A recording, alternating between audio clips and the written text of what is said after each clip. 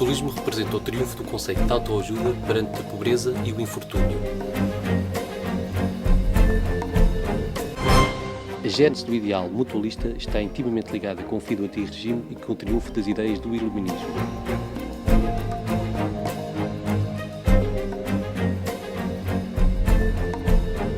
Com o Estado Novo ocorreu aquilo a que podemos chamar o fim do mutualismo livre.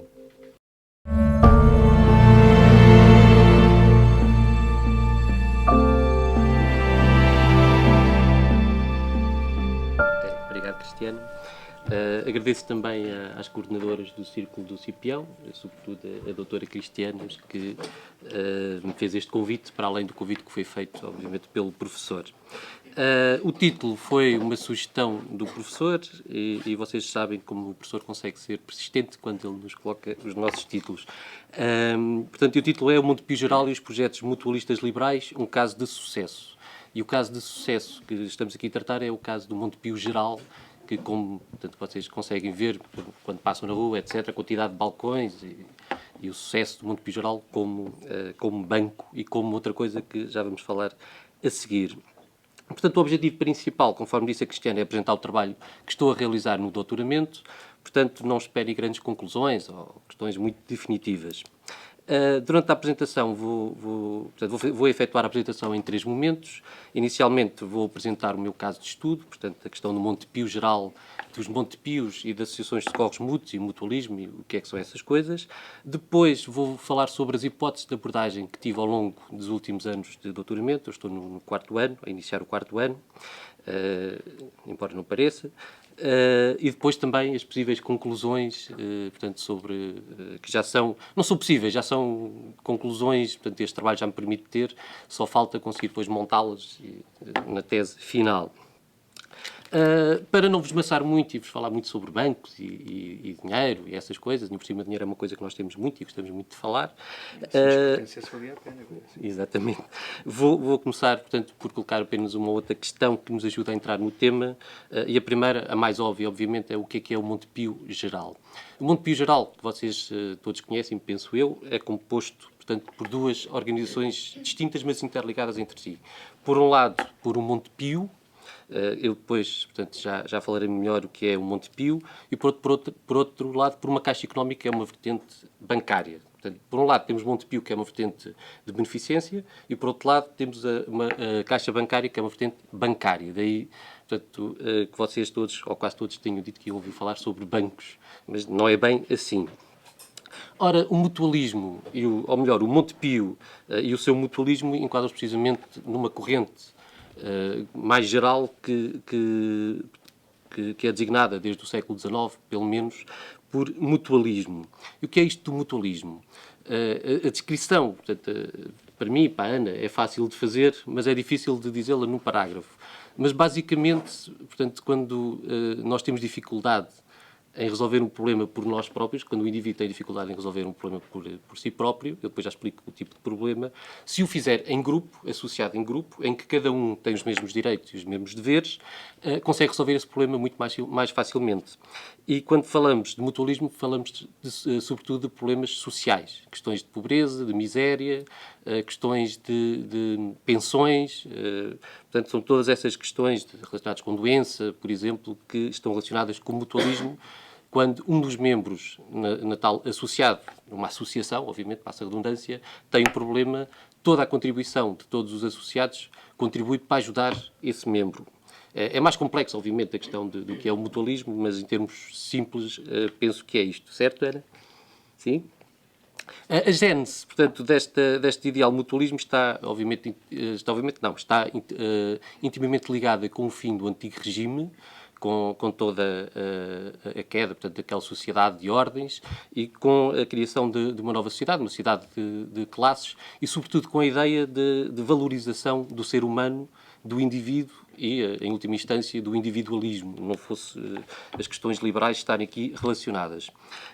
Esta ideia de mutualismo tem um grande impulso, começa a ser discutida, portanto, a partir do século XVII, e tem um grande impulso depois com a afirmação do liberalismo, primeiro com a Revolução Francesa, ou sobretudo com a Revolução Francesa, em que A anterior ideia de assistência social, portanto, na pobreza, quando fala de assistência social, falamos sobretudo de queda na pobreza e, mais que isso, queda numa diferenciação entre pobreza, portanto, a pessoa que é pobre, mas consegue ir sobrevivendo, e miséria, portanto, que digamos que é o resto de chão da estrutura social.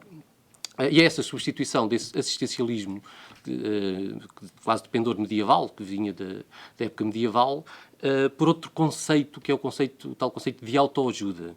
Portanto, a forma como as pessoas conseguem melhorar a sua vida e o seu futuro na tal ideia de eu é que me tenho que ajudar a mim próprio, e a melhor maneira de o fazer é associando a outras pessoas com os mesmos problemas e contribuir para que ninguém caia na tal miséria, portanto, na pobreza. Para contextualizar só um pouco mais, estamos no final da Revolução Agrícola, estamos também na altura da Revolução Industrial, portanto há uma série de transformações sociais importantes. Uma delas bastante importante e que relaciona com o mutualismo é a proliferação de operários. Estamos também numa fase de constante e persistente urbanização. Basta dizer-vos e lembrar-vos das obras de Dickens, com todas as cidades e as pobrezas e indigência, etc.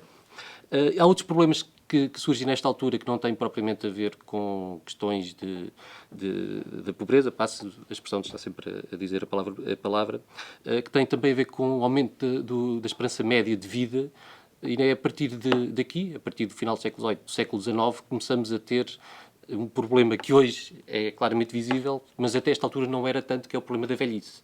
O que fazer com as pessoas, ou como elas terem um final, como as pessoas terem um fim de vida que seja digno, portanto, e como cuidar destas pessoas que já não conseguem produzir o seu próprio rendimento.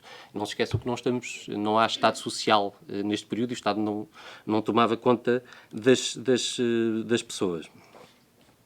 Ora, portanto, a forma de combater esta ideia, portanto, a forma de pensar o combate à pobreza, e torna-se e falamos de combate à pobreza e à miséria e não de esmola, portanto, é esta a grande diferença, não é? Não é assistência, é combate à pobreza.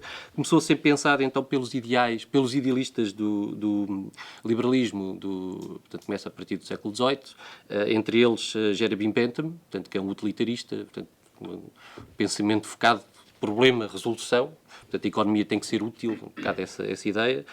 Adam Smith, também Malthus, e entre outros pensadores que não é por acaso são todos britânicos, porque a Inglaterra teve imensos problemas no período anterior com dificuldades em combater a pobreza, e houve uma série de estudos relacionados com as Poor Laws, portanto estudos sobre como combater a pobreza e etc. Portanto, as primeiras organizações criadas sobre este conceito de autoajuda, portanto, a partir do conceito de autoajuda foram sendo criadas uma série de organizações, instituições, que materializam o conceito.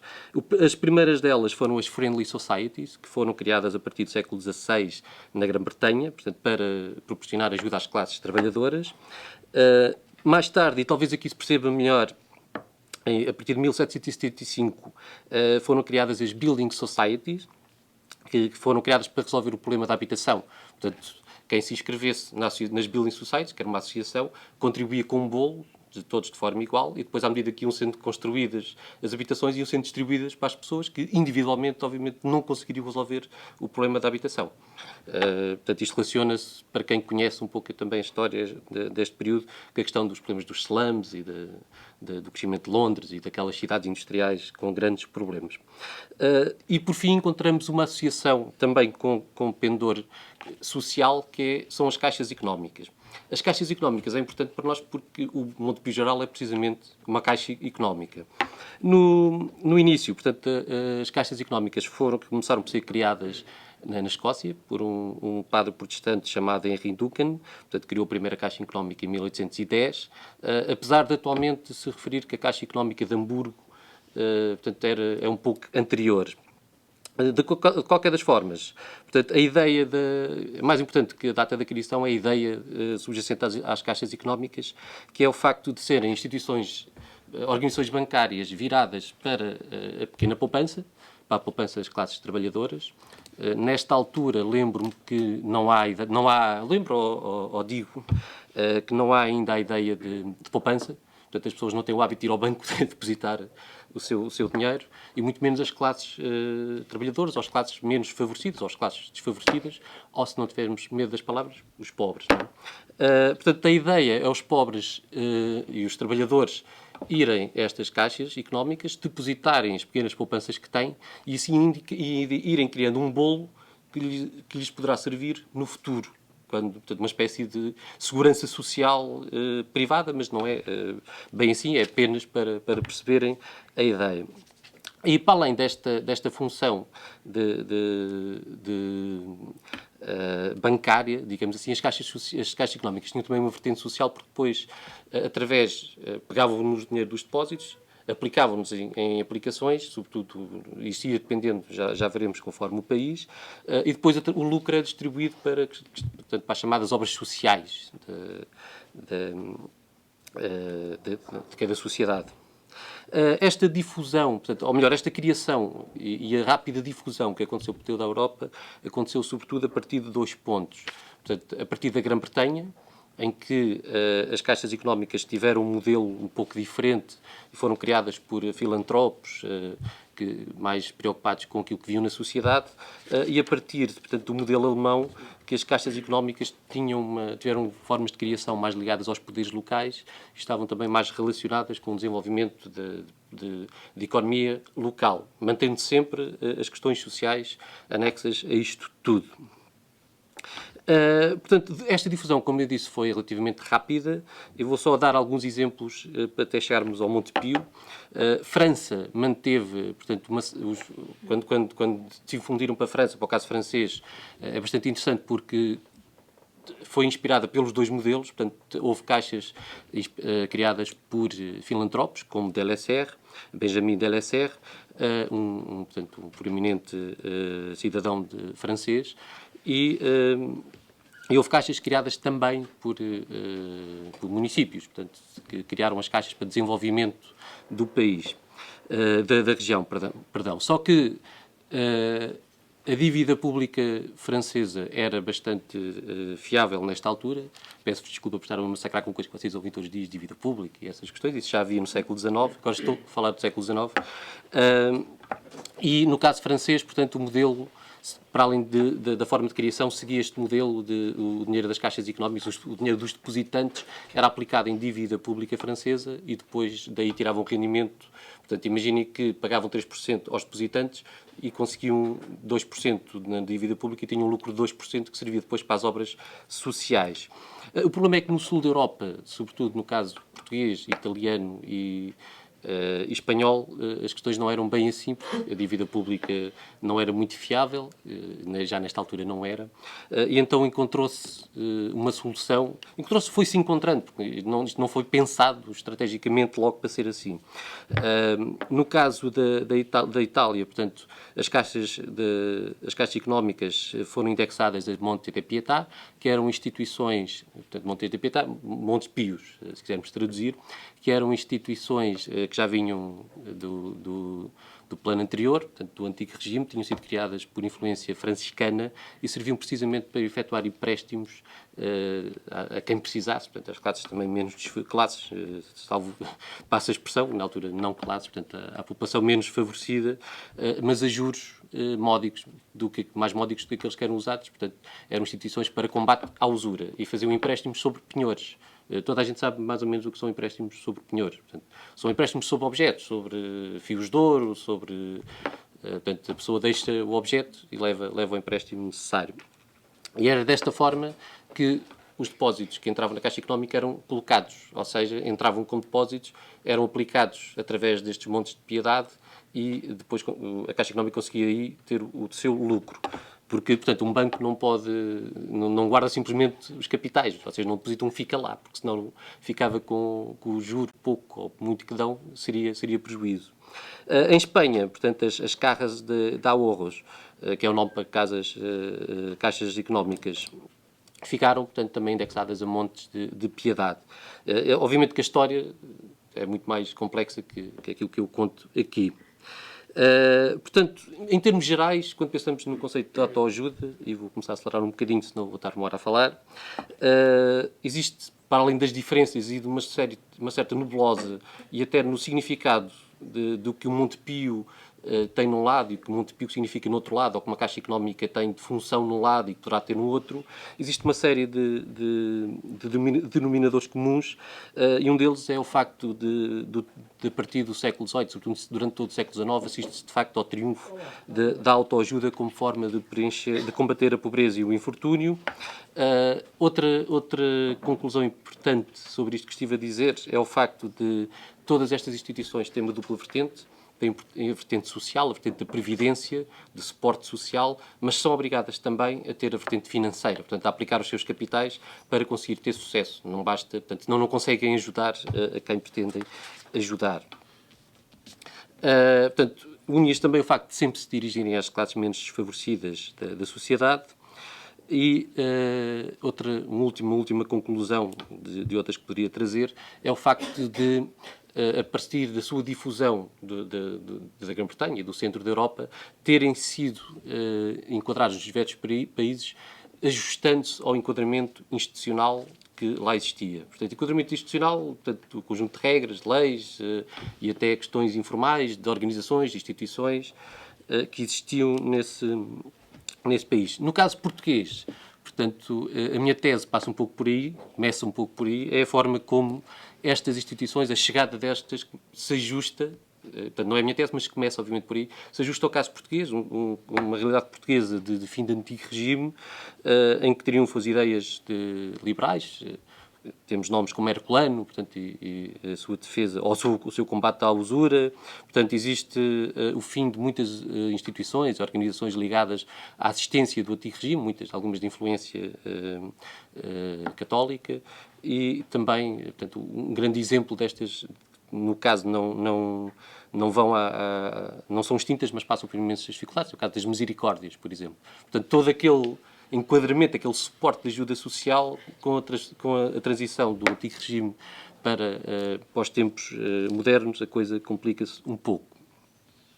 Ora, foi neste contexto que se começou a pensar na construção de Montepios em Portugal, portanto, instituições, Montepios ou associações de socorros mútuos, portanto, são um sinónimo, apesar de início se usar mais o termo Montepio, à medida que o tempo foi avançando e, sobretudo, em 1933, o Estado Novo impõe o nome, mesmo que se tivesse no nome Montepio, teriam que se chamar sempre associações de socorros mútuos, portanto, como associações. O Montepio Geral, que conhece aí como banco, portanto, é uma destas instituições com as duas vertentes. Com a vertente Montepio, que no caso do Montepio, este Montepio não é como o Monte Pietà italiano, nem como o espanhol. No caso do Montepio, é como uma associação de socorros mútuos para prestar auxílio aos seus associados, que se indexam também com uma Caixa Económica. Só que a Caixa Económica do Montepio não tem funções sociais diretas, é um banco para pequenas, foi criado simplesmente como um banco para pequenas economias, para pequenos depósitos, tinha até limite de depósitos, e não tem funções sociais diretas. A única função social que tem é que os lucros da Caixa Económica são levados depois são transferidos depois para o Montepio e para o pagamento dos seus produtos mutualistas. Portanto, em 1840, o Montepio foi então pensado como uma associação de socorros mútuos de sobrevivência, ou seja, para o pagamento de pensões, mediante o pagamento regular dos seus associados, que na altura de início foi pensado como apenas para os funcionários públicos, e depois só a partir de 1844 é que passou a ser Montepio Geral, o nome inicial até era Montepio dos Empregados Públicos. Portanto, esta associação funcionava da seguinte forma, hoje em dia já não é bem assim. Quem tivesse capacidade, ou quisesse, a partir do momento em que passou a ser geral, obviamente, não na parte inicial, quisesse contribuir para ser associado do Montepio, contribuía com o pagamento de joias e cotas mediante uma determinada tabela, portanto, pré-estabelecida, e esse pagamento de tabelas, da tabela que do início correspondia a 11 graus, que correspondia também a 11 anos, no final, através de alguns cálculos matemáticos simples, na altura eram bastante simples, equivaleria a uma pensão que era depois atribuída aos familiares mais próximos, no caso a ideia de Montepio, portanto, era, no caso da morte da cabeça da família, do homem, na altura, poder ser atribuído para a mulher e para os filhos. E esta questão é importante, mas fica para outras núpcias, portanto, porque a explicação de porque não pode ser para mais gente tem lógicas de cálculo. Portanto,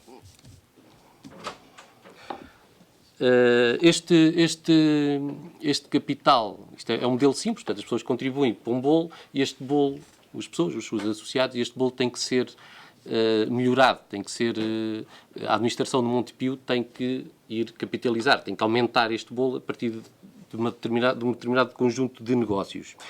E estes negócios começaram por ser, por exemplo, o desconto dos ordenados funcionários públicos, no início, que havia dificuldade de pagamento do Estado, portanto, e o Montepio antecipava esse pagamento mediante um pequeno juro. A compra de foros, que ainda era uma lógica medieval, portanto, quase tardo-medieval. E também, obviamente, a compra de títulos de dívida pública, sobretudo quando ela era segura, depósitos noutros bancos, etc. E, desde o início, foi também pensado, como eu disse, criar a tal Caixa Económica, mas ela só teve autorização para funcionar a partir de 1844, portanto, 4 anos depois do início da fundação do Montepio, sobretudo porque precisava ter um fundo suficiente para garantir o dinheiro dos depositantes, não é? Sobretudo por causa disso. Ora, a Caixa Económica também, para multiplicar e para ter lucro, para depois poder distribuir, colocava estes depósitos em empréstimos sobre penhores, em créditos calcionados, empréstimos hipotecários, crédito de habitação, aquisição de propriedades. Isto, obviamente, ao longo do tempo, não começou por utilizar todos estes negócios.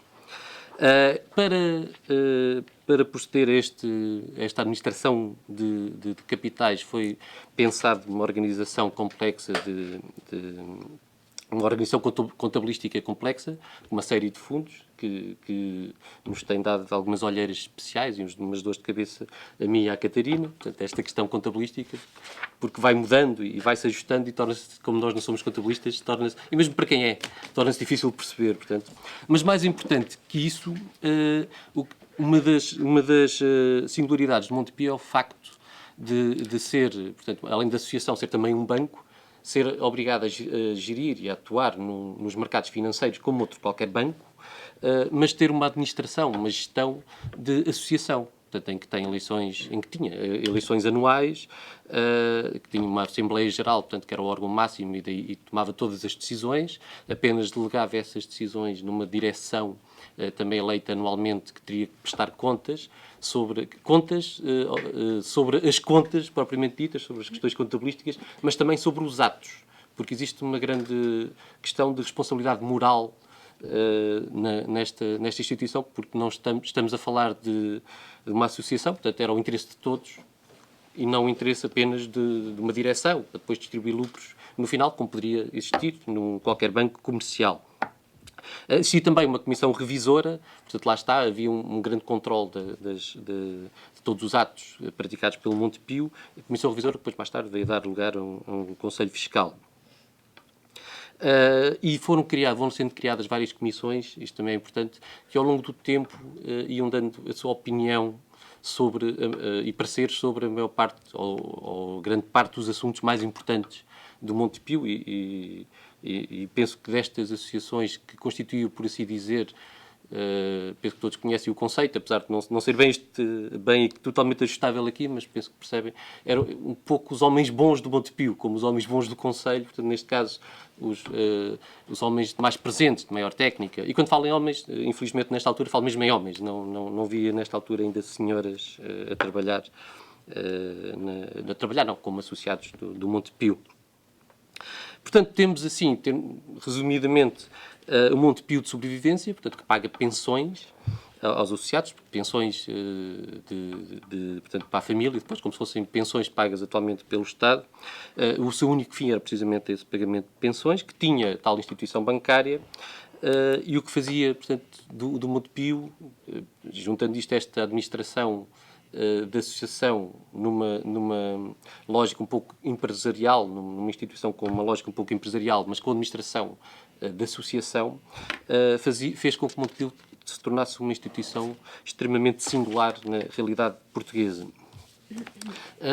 Há uma parte fascinante da história portuguesa deste período que continua por estar, que são todos os outros Montepios. Alguns são Montepios ou associações de covos mudos. Chegaram há algumas diferenças sobre a contabilização do número. Portanto, alguns dos estudiosos do século XIX e século XX chegam a apresentar para o século XIX cerca de 720 destas associações mutualistas. Eu penso que são mais, por aquilo que já trabalhei. Sendo que os Montepios de assistência são muito interessantes porque, enquanto o Montepio geral é criado como grupo fechado, digamos, simplificando, para a classe média, os Montepios, portanto, de sobrevivência, porque dá pensões de sobrevivência, os Montepios de assistência prestam assistência em vários campos, como no campo profissional, quando alguém perdia o emprego por várias razões, no campo da saúde, portanto, quando alguém ficava doente, portanto, e havia uma série de questões que podiam pagar, como banhos, termas, portanto, estamos no século XIX, não eram propriamente de hospitais. Não havia propriamente hospitais como há hoje. Portanto, também no campo da assistência social, portanto, nas orfandades, velhice, etc. Portanto, a diferença destes Montepios de assistência, para além de ser virado para a assistência direta quando o problema surgia, imagine uma família que o pai era pedreiro, qualquer coisa assim, e que tinha um acidente. Nesta altura não tinha qualquer amparo se não pertencesse a uma destas associações. Portanto, a associação, neste caso, iria fornecer os meios necessários, ou, por exemplo, os medicamentos, que eram, como hoje, já eram extremamente caros. Algumas destas instituições chegaram a criar, inclusive, farmácias. Penso que o meu tempo, vou passar um pouco de tempo, é provável, mas se quiserem depois podem cortar a palavra. Eu sou doutor. Portanto, isto é o meu cenário, é o meu pano de fundo, portanto, de onde eu comecei. Isto e um pouco mais, mas não temos tempo para tudo. E há duas questões que são subjacentes a esta análise. A primeira é a grande fragilidade do mutualismo português. Portanto, tirando o Montepio geral, todas ou quase todas as outras associações foram extremamente frágeis na sua vida, portanto, na forma como se foram extinguindo e as soluções que foram apresentando. E, obviamente, a outra questão é o facto do Montepio, como já disse, ter tido um caso de sucesso. Portanto, a minha tese balança um pouco aqui entre um caso de sucesso e os casos dos insucessos, sendo que portanto, as minhas hipóteses de abordagem, que é aquilo que eu vou passar a seguir, passaram precisamente por isso. É como comparar coisas diferentes, com lógicas diferentes, mas tendo um todo coerente. A primeira opção, portanto, a Ana acompanhou todos estes pensamentos e discutiu-os um pouco. A primeira ideia, quando comecei neste projeto, foi estudar o Montepio como um banco, portanto, apenas a parte da Caixa Económica.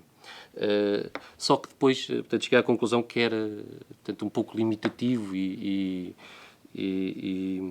a análise bancária é uma coisa um bocado árida, só por si, quando se tem uma instituição instituições com tanto sumo social para trabalhar. Depois pensei trabalhar a associação no seu todo, analisando a sua eficácia social, o que dá uma tese extraordinária, mas tem o problema metodológico de ter que se perceber, de certa forma, o que é que aconteceu às pessoas que receberam aquelas pensões, comparando-as com outras, ou a assistência, e depois perceber, digamos, para perceber a eficácia social do Montepio. O que é que o Montepio trouxe de bom à vida das pessoas. Penso que é uma boa tese para a sociologia, por exemplo, quem quiser fazer. Depois houve uma terceira ponto de abordagem que vai ser incluído na tese, mas não como hipótese única de abordagem, que foi estudar a singularidade do Montepio da perspectiva da sua estrutura administrativa, portanto, o facto de ser dirigido. Portanto, existiu agora a publicidade, e talvez a melhor forma de o dizer é dizendo isso. Toda a gente ouviu aquela publicidade do Montepio, do dono de um banco. Portanto, no caso, havia os donos da associação. Portanto, cada pessoa tinha o mesmo valor, a mesma responsabilidade e o mesmo voto de decisão, e estando, portanto, sendo o Montepio uma associação que agia também nos mercados financeiros, é interessante perceber como é que uma lógica empresarial, uma empresa tem que ser seguida com uma lógica empresarial consegue ser administrada numa lógica de associação. Portanto, seria um tema interessante até para colocar aqui uma série de questões, sobretudo seria essa a perspectiva da perspectiva, passa a repetição, ética, que penso que a Ana não quer desvendar. Portanto, e acabei por, depois de várias discussões e vários pensamentos, em relação também com os coordenadores, portanto, olhar para o sucesso do Montepio e o relativamente insucesso do Montepio, dos outros Montepios, desculpem, quando comparados com o quadro, portanto, comparando com o quadro institucional português. Portanto, o que é que nós tínhamos à partida, que instituições que tínhamos, que enquadramento legal, e até instituições, portanto, há as instituições formais, instituições não formais, conforme as classifica Douglas North, e como é que este quadro institucional contribuiu para o sucesso do Montepio? Será que o Montepio se associou, sobreviveu e se afirmou porque se ajustou melhor a este quadro institucional, ou pelo contrário? Será que era uma instituição completamente de tipo novo, que não partia de evolução do período anterior, e foi precisamente por isso que se afirmou? Como é que estou de tempo? Ainda tenho? Ainda tenho uns minutinhos, está bem. Portanto, em termos metodológicos, e agora serei extremamente rápido, portanto, a tese e o trabalho que estou a fazer é dividido em 3 períodos, onde coloco algumas destas questões, ou algumas questões complementares. Portanto, o primeiro período é desde a fase inicial até 1863, portanto, é precisamente perceber e trabalhar a importação dos modelos mutualistas e perceber como é que eles se materializaram no campo português, sobretudo no meu objeto de estudo, que é o Montepio, portanto, porque as associações de socorros mútuos são tantas que, obviamente, não os poderei trabalhar todas, e também não tenho os arquivos organizados como deveriam ter. Mas pode ser que um dia tenha.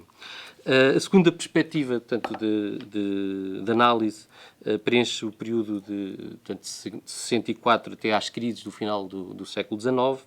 É precisamente tentar perceber como o Montepio, como tinha uma forte vertente financeira e bancária, e como estamos numa altura de grandes perturbações económicas, financeiras, crises bancárias, etc., se o facto de ter a Caixa Económica contribuiu para sobreviver melhor esse período, ou pelo contrário, os outros Montepios teriam a hipótese de conseguir melhores resultados nesta fase. Obviamente que eu estou a simplificar muito as perguntas e as suas soluções. Em terceiro lugar, portanto, para o período seguinte, de 1894 a 1933, que, portanto, eu acabarei quando começa o Estado Novo, tem a ver com uma questão de tomada de decisão, análise de tomada de decisão, sobretudo porque, desde o início, tendo nós uma associação com duas vertentes duais, portanto, a associação mutualista e a bancária, este confronto existiu sempre dentro de Montepio. Portanto, vamos crescer mais como associação mutualista, vamos crescer mais como um banco, e este período entre 1894 até 1933 será precisamente o período em que estes confrontos se tornam mais visíveis e há, de certa forma, um equilíbrio e uma viragem de página. E porquê é que, já agora, porquê é que para em 1933? Porque a partir daqui deixamos de ter mutualismo livre. Até aqui, apesar das várias tentativas de uma ou outra lei, o mutualismo era, sobretudo, uma questão da população, que se associava e criava, portanto, as suas associações, precisava apenas da aprovação dos seus estatutos, mas com o Estado Novo a questão muda e deixamos de ter o mutualismo livre como ele era conhecido até aqui. Portanto, digamos que é o fim do mutualismo, enfim, ou a mutação do mutualismo liberal. E isto justifica, portanto, esta paragem por aqui. Portanto, para concluir, e agora vai ser mesmo rápido, prometo, que vocês já estão todos com ar entusiasmado. Estou a brincar, tá?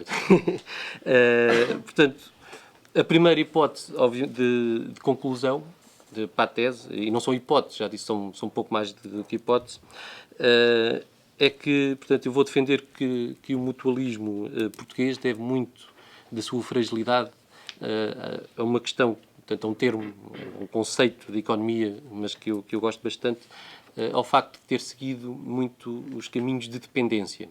Ou seja, muitos dos Montepios, independentemente da região colocavam, por exemplo, os outros Montepios eram, por exemplo, Montepios dos operários de determinada fábrica, Montepios de determinada profissão, quase sempre com limitações geográficas e profissionais. Por exemplo, os Montepios dos pedreiros, portanto, não seria bem pedreiros, mas dos latoeiros, por usar uma expressão, uma profissão mais antiga, de Lisboa. Portanto, eram este tipo de Montepio.